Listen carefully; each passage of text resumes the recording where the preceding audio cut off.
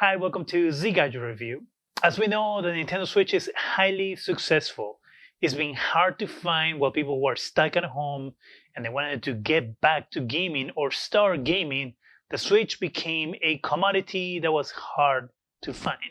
The pandemic was so good for Nintendo that they ended up selling 28.8 million Switches for the fiscal year. That's right, 28.8 million units. That is crazy for a 4-year-old device. The Switch is 4 years old and still selling like it just came out. That translates into $16.6 billion in revenue and $6 billion in net income, meaning that thanks to you, Nintendo has made tons of money.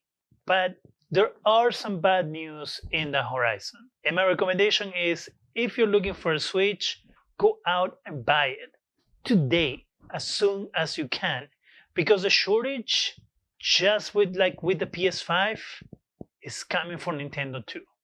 Nintendo has gone as far as to lower their expectations of sales for the next fiscal year to 25.5 million units.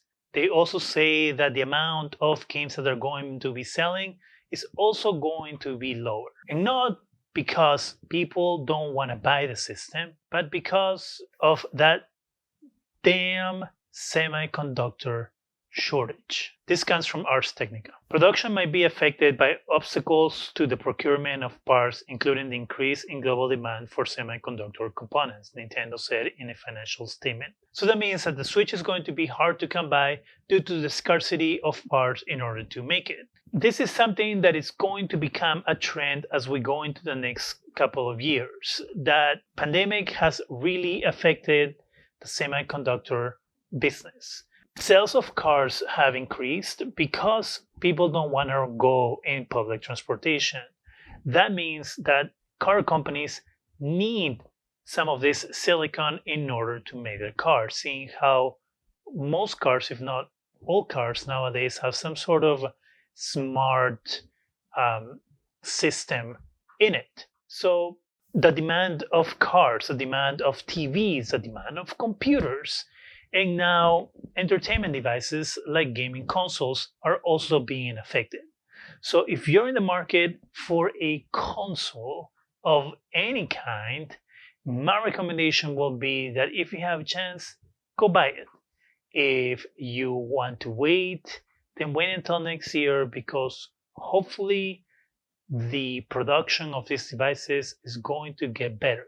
I'm not talking about next year, like all of 2022. I'm talking probably between mid 2022 to 2023 is when things will get back to a little bit more normal when it comes to this industry.